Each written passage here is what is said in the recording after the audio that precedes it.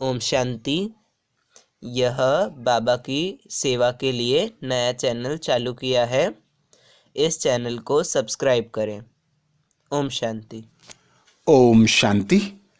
आज दिनांक 8 अप्रैल 2022 बाबा ने महावाक्य में हम बच्चों को जो वरदान दिया, वरदान का मनन कर उसका स्वरूप बनेंगे। बाबा वरदान में बोले, साइलेंस की शक्ति से बुराई को अच्छाई में बदलने वाले शुभ भावना संपन्न भव। आज निराकार पिता परमात्मा हम निराकार आत्माओं को शुभ भावना संपन्न भव का वरदान दे रहे हैं। वरदान में बाबा कह रहे हैं, साइलेंस की शक्ति से बुराई को अच्छाई में बदलने वाले शुभ भावना संपन्न भव। डिटेल में बाबा बोले, जैसे साइंस के साधन से खराब माल को भी परिवर्तन कर अच्छी चीज बना देते हैं, ऐसे आप साइलेंस की शक्ति से बुरी बात व बुरे संबंध को बुराई से अच्छाई में परिवर्तन कर दो। ऐसे शुभ भावना संपन्न बन जाओ जो आपके श्रेष्ठ संकल्प से अन्य आत्माएं भी बुराई को बदल अच्छाई धारण कर लें। अर्थात बाबा हम बच्चों को शुभ भावना संपन्न बनाने की युक्ति बता रहे हैं। बाबा कह रहे हैं, तुम बच्चे अपने श्रेष्ठ संकल्प, श्रेष्ठ चिंतन ऐसा करो कि सर्व आत्माएं जो बुराई में डूबी हुई हैं, बुरी लत में डूबी हुई हैं, वे परिवर्तन होकर अच्छी लत को धारण कर लें।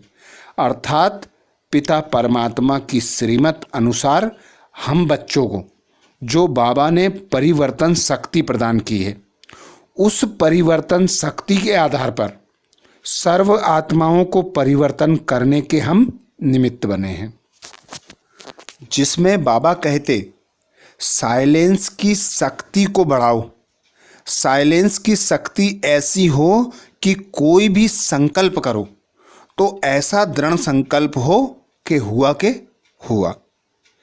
तो हम पहले स्वयं की चेकिंग करें, स्वयं को परिवर्तन करें और अपने शुभ भावना, शुभ कामना द्वारा, श्रेष्ठ संकल्पों द्वारा सर्व आत्माओं को परिवर्तन करने की शक्ति को धारण करें।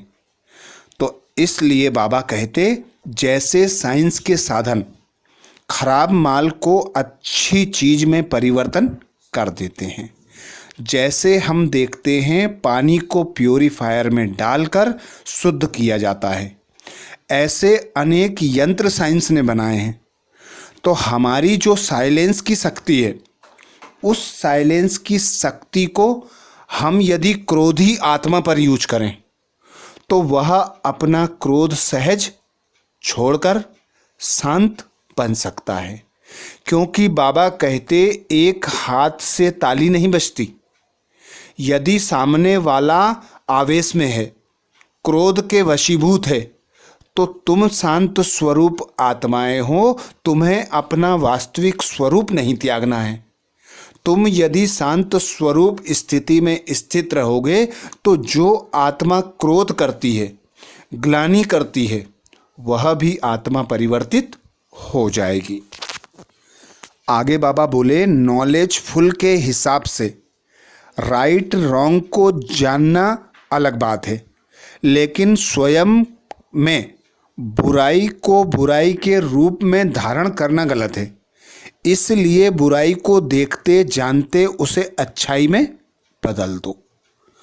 अर्थात बाबा हम बच्चों को उदाहरण देते हैं, हंस समान बनो, होली हंस बनो।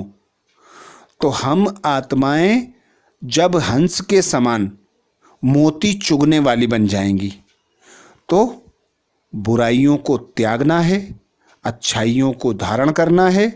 बुराइयों को देखते हुए भी नहीं देखना है, सुनते हुए भी नहीं सुनना है।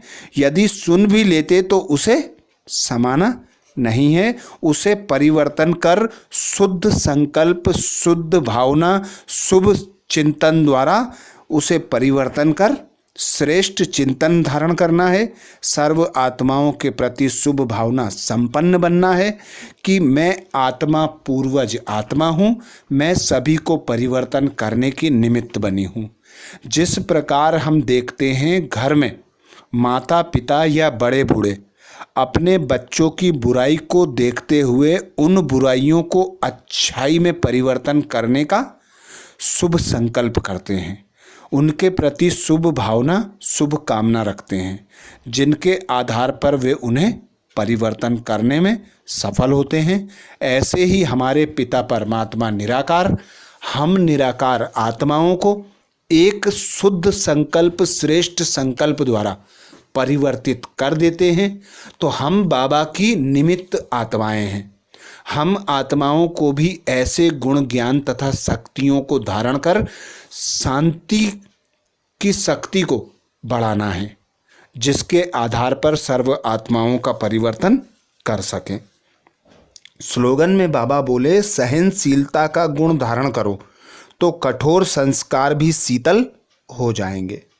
सहनशीलता का गुण धारण करो तो कठोर संस्कार भी शीतल हो जाएंगे।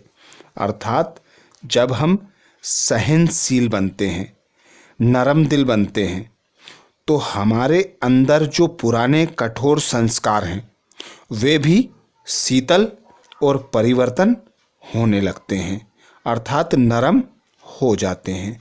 आज बाबा ने महावाक्य में हम बच्चों को जो शिक्षाएं दी उसके सार का मनन करेंगे।